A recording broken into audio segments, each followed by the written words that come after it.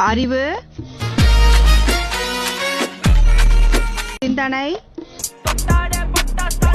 வீரம், வெற்றி, தொலைநோக்கு பார்வை, மகிழ்ச்சி, கருணை, அன்பு. தம்பி கோபி, அன்பு கொஞ்சம் குறையுது பாரு. அன்பு சும்மா வாரி வழங்க.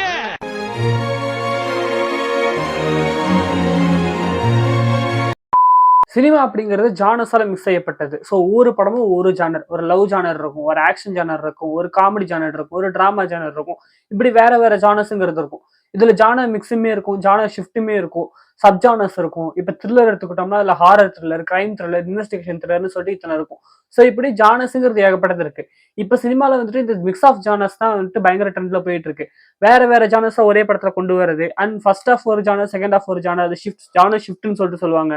ஜோ படம் இப்போ ரீசெண்டா வந்து ஆண் பாவம் பொல்லாதது, பிடி சார், இதெல்லாம் இந்த ஷிஃப்ட் ஆஃப் ஜானர்ல தான் வரும். ஜானர் ஷிஃப்ட்னு சொல்லிட்டு சொல்லுவாங்க. ஸோ இந்த மாதிரி ஒரு இதுவுமே இருக்கு. ஸோ இந்த ஜானர் அப்படிங்கிறது ரொம்ப முக்கியம் ஒரு படத்துக்கு. இது எப்படிப்பட்ட படம் அப்படின்னு சொல்லிட்டு சொல்லக்கிறதுக்கு ஒரு விசிட்டிங் கார்டு மாதிரி. பட் இந்த ஜானர் அப்படிங்கிறது இப்போ சரியா யூஸ் பண்ணப்படுது அப்படின்னு கேட்டால் கிடையாது. இப்போ ரீசெண்டா வந்து ரிவால்வர் ரீட்டா அப்படிங்கிற இந்த படத்துல டார்க் ஹியூமர் அப்படிங்கிற ஜானர் எடுத்துட்டு அதை அந்த டார்க் ஹியூமர் அப்படிங்கிறதுக்கு ஜஸ்டிஃபை பண்ணாம இஷ்டத்துக்கு படம் பண்ணி வச்சிருக்காங்க. ஸோ டார்க் ஹியூமர்னா என்ன, அதோட பேக்ட்ராப் என்ன, இந்த படத்துல என்ன பண்ணிருக்காங்க, டார்க் ஹியூமர் எப்படி பண்ணணும் அப்படிங்கிற இந்த வீடியோல பார்க்க போறோம். So let's go. சரி வாங்க போய் தான் பாப்போம். கண்டிப்பா போகணும் தம்பி. Dark humour. ஸோ இதுக்கு ஒரு நெட்டு தமிழ் சினிமா பொறுத்த வரைக்கும் டார்க் ஹியூமர்ங்கிறது முன்னாடி இருந்து இருக்கதான் செய்யுது. பட் வந்துட்டு பெருசா இதுதான்ப்பா டார்க் ஹியூமர் அப்படின்னு சொல்லக்கூடிய எந்த படங்களுமே வரல. இதை நல்லா ஆணித்தனமா சொன்னது அப்படின்னு சொல்லிட்டு பார்த்தோம் அப்படின்னா நம்ம நெல்சன் தான். நெல்சனுடைய கோலமாவு கோகிலா தான் ஃபர்ஸ்ட். வாய் கொளருதா இல்லையா, தண்ணி குடிக்கலாமா இல்லையா, நம்ம அங்க இருந்தே வருவோமே கோலமாவு கோகிலா. இது ஒரு best example for dark humour. எல்லாத்துக்கும் தெரிஞ்ச படம் அப்படிங்கிறனால இதை சொல்றேன். இதை தாண்டி இன்டர்நேஷனல் சைட்ல போனோம் அப்படின்னா இதை விட டார்க் ஹியூமர் வந்துட்டு கோலமாவு கோகிலாம் ஒண்ணுமே இல்லைங்கிற அளவுக்கு பெரிய அளவுக்கு டார்க் ஹியூமருங்கிறது இருக்கக்கூடிய படங்கள்லாம் இருக்கு. பட் தெரிஞ்ச படம் அப்படிங்கறனால இதை சொல்றேன். கோலமாவு கோகிலா இந்த படத்தோட கான்செப்ட் என்ன, ஒரு பொண்ணு கோகிலா அப்படிங்கிற பொண்ணு, அவளுடைய ஃபேமிலி, அவள் வந்துட்டு அவதான் அந்த ஃபேமிலியை பார்த்துக்கணுங்கிற ஒரு சுச்சுவேஷன்ல இருக்கும்போது அந்த ஃபேமிலிக்கு வந்துட்டு நிறைய பிரச்சனைகள் இருக்கு, கடன் தொல்லை இருக்கு, அது இதுன்னு இருக்கு. இப்போ இந்த பிரச்சனைகள்லாம் இருக்கும்போது ட்ரக்ஸ் அப்படிங்கிற ஒரு விஷயம் வாழ்க்கைக்குள்ள வருது. ஸோ ட்ரக்ஸ் அப்படிங்கறத வந்துட்டு இவளோட இன்னசென்ட் ஃபேஸை வச்சுக்கிட்டு ட்ரக்ஸ் ஸ்மக்லிங் இவ பண்ணா அப்படின்னா இவளுக்கு பணம் வரும், அதை வச்சு இவ வந்துட்டு லைஃப் நல்லா நடத்தலாம் அப்படிங்கிற ஒரு சுச்சுவேஷனுங்கிறது வருது. பட் இருந்தாலும் அது தப்பு அப்படின்னு தெரிஞ்சுமே இதை வந்துட்டு தப்புன்னு தெரிஞ்சாலும் பட் நான் பண்றேன் அப்படின்னு சொல்லிட்டு உள்ள இறங்குறான். ஸோ இதுவே வந்துட்டு ரொம்ப டார்க்கா இருக்கா. ஸோ ஒரு டார்க் அப்படிங்கிறது இல்ல, டார்க் ஹியூமருங்கிறது. டார்க் ஹியூமர்னா இதான் அர்த்தம், டார்க்கான ஒரு கான்செப்ட்ல ஒரு ஹியூமர். ஸோ இப்படி ஒரு இதுவே ஒரு டார்க்கா இருக்கு. இதுக்கு மேல லேயர்னு சொல்லிட்டு ஏகப்பட்டது போய் இவ என்ன பண்றா அப்படிங்கறத மீதி கதை. ஸோ இவ்வளவு பெரிய இந்த கதையில ஹியூமர் அப்படிங்கிறது வந்துட்டு எப்படி வருது அப்படின்னு சொல்லிட்டு பார்க்கவும் ஒரு சின்ன சீன் வருது. எக்ஸாம்பிளா இந்த ஒரு சீன் எடுத்து, இந்த ஒரு பொண்ணு பாக்குற சீனுங்கிறத எடுத்துக்கோமே. தாங்கினது போதும். வடிவேல் பாலாஜி வந்துட்டு இந்த பையனை அன்பு அப்படிங்கிற பையனை கூட்டு பொண்ணு பாக்குறதுக்கு வராரு. இந்த சீன்ல இந்த பையன் வந்துட்டு எமோஷன் ஓவர் ஆகி அவளை தாங்குவேன்னு சொல்லிட்டு இருப்பான். ஸோ அந்த பையன் டெக்னிக்கலா அவன் காமெடி பண்ணல, அவனோட எமோஷனை வெளிப்படுத்துறான். அவனோட எமோஷனை வெளிப்படுத்துறது ஆடியன்ஸுக்கு சிரிப்பு வருது. அந்த இடத்துல அவன் வந்துட்டு எமோஷனை வெளிப்படுத்துறான். வடிவேல் பாலாஜிக்கு வந்துட்டு ஒரு மாதிரி அவமானமா, ஒரு மாதிரி என்னடா இவன் எப்படி பண்ணிட்டு இருக்கான்னு சொல்லிட்டு ஒரு மாதிரி இருக்கு. அண்ட் அந்த ஃபேமிலிக்கு ஆக்வர்டா இருக்கு. ஸோ ஒரு எம்பாரஸ்மெண்ட், ஆக்வர்ட், எமோஷன் அப்படின்னு சொல்லிட்டு வேற வேற எமோஷன் தான் படத்துல உள்ள கேரக்டர்ஸ்க்கு இருக்கே தவிர மற்றபடி அவங்க வேற எதுவும் பண்ணல, அவங்களா இருக்காங்க. பட் அது ஆடியன்ஸுக்கு சிரிப்பாகுது. இதுக்கு பேர் தான் டார்க் ஹியூமர்னு சொல்லிட்டு சொல்றது. ஒரு இக்கட்டான சூழ்நிலையில கூட ஏதோ ஒரு விஷயம் காமெடியா அமையிறது அப்படிங்கிறது. அந்த கேரக்டர்ஸ் வந்துட்டு அதை நினைச்சு சிரிச்சுக்க மாட்டாங்க. பட் நம்ம தான் இந்த வெளியே இருக்கிற ஆடியன்ஸ் தான் அதை நினைச்சு சிரிச்சுப்பாங்க. யாருன்னு அண்ணியா இல்ல சுன்னி. பெஸ்ட் எக்ஸாம்பிளா இந்த கோலமாவு கோகிலாவையும் தாண்டி நம்ம பின்னாடி போனோம்னா காஞ்சனா அப்படிங்கிற இந்த படத்துல ஒரு சீனுங்கிறது இருக்கு.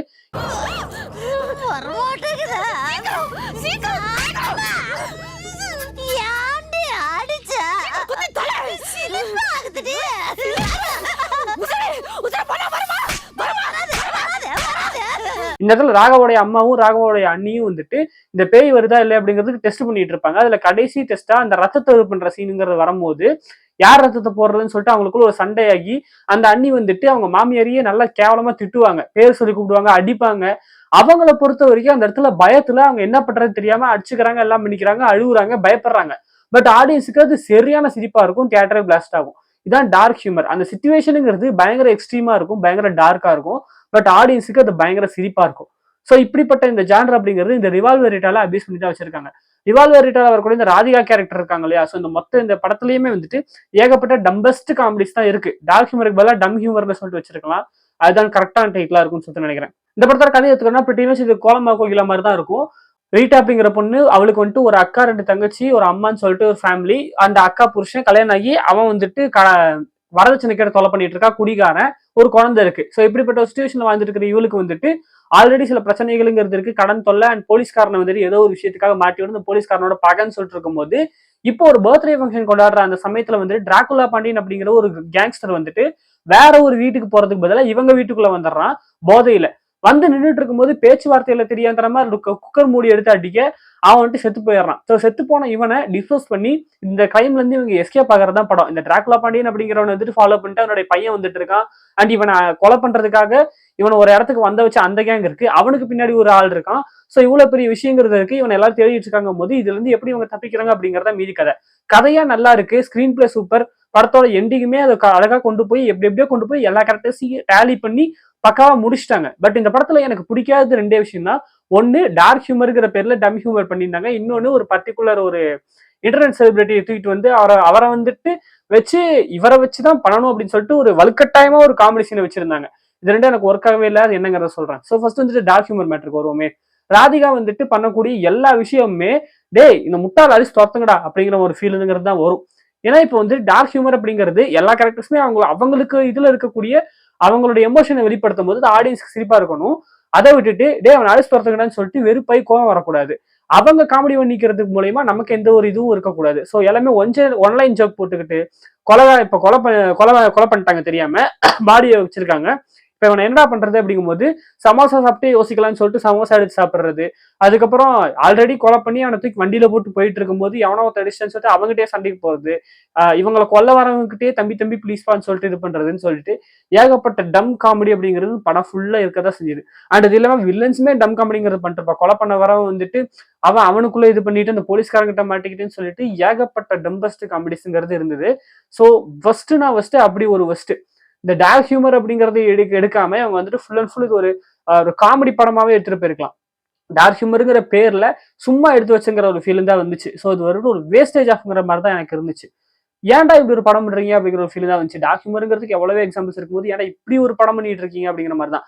இது என்னன்னா ஸ்டார்டிங்ல வந்துட்டு இது மாதிரி சில படங்கள் வர ஆரம்பிச்சது. அப்போ வந்துட்டு சரி ஓகே இது காமெடி ஒரு கிரைம் எடுத்துக்கிட்டு காமெடி படம் பண்றாங்க போல அப்படின்னு சொல்லிட்டு நினைச்சா எண்ணிக்கல பார்த்தா எமோஷனல் சீன்ஸ் எல்லாம் வச்சிருப்பானுங்க. என்னடா அப்படிங்கிறீங்க இப்படிங்கிறீங்க என்னடா லூஸ்தனமா இருக்கு அப்படிங்கிற ஒரு ஃபீலிங்கிறத வர ஆரம்பிச்சது. போக போக இது போர் அடிக்க ஆரம்பிச்சிருச்சு. இப்படியே போயிட்டு இருந்தா இந்த படங்கள்லாம் அடிச்சு நவுத்தி விட்டுருவாங்க.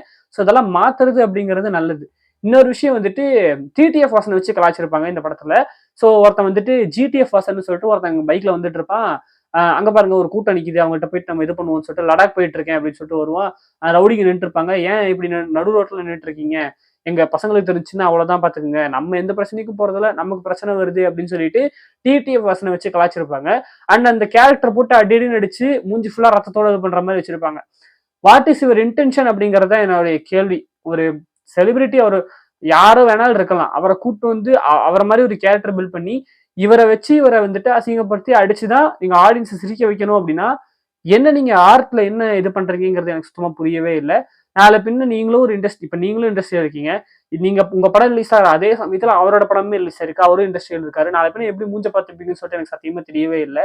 இந்த மாதிரி காமெடிஸ்க்கு வந்துட்டு ஆடியன்ஸ் சிரிக்கிறதுமே என்னால ஏத்துக்கவும் முடியல. என்னடா அங்க அந்த அளவுக்கு முட்டாளா போயிட்டீங்களாடா அப்படிங்கிற மாதிரிதான் இருக்கு. இப்படி எல்லாம் காமெடி பண்ணிட்டு இருக்கா, இது போய் சிரிச்சிட்டு இருக்கீங்கன்னு சொல்லிட்டு. இது டிடிஎஃப் வாசன் இல்ல, இந்த இடத்துல வாட்டர்மெலன் ஸ்டாரை போட்டு வச்சிருந்தாலுமே நான் இதுதான் கேட்டிருப்பேன்.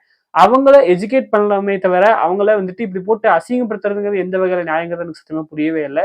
ஸோ கிறுக்குத்தனமா இருந்தது. ஸோ அந்த டார்க் ஹியூமருங்கிறத வந்துட்டு மொத்தமா சொதப்பி வச்சு ஒரு படமா தான் இந்த ரிவால்வர் அப்படிங்கிறது படம் வந்துருக்கு. ஸ்டார்டிங்ல ஏதோ பயங்கரமா இருக்க போகுது அப்படின்னு சொல்லிட்டு இந்த அனௌன்ஸ்மெண்ட் வீடியோ எல்லாம் பார்த்துட்டு ஓகே இவங்க வந்துட்டு பயங்கரமான ஆள் போல. பட் எப்படின்னா நான் என்ன மாதிரி எதிர்பார்த்தேன் அப்படின்னா இந்த அண்டர்டாக் எல்லாம் இருக்கும் தெரியுமா, பாஸ்ட்ல வந்துட்டு ஒரு பயங்கரமான ஆளா இருப்பாங்க, ஒரு ப்ரெசென்ட்ல ஒரு நார்மலான ஒரு ஆளா இருப்பாங்க. அது வந்துட்டு இதாகும் இல்லையா. ஸோ இந்த கான்செப்ட் வந்துட்டு ஏகப்பட்ட படங்கள்ல இருக்கும், லியோ முதற்கொண்டு.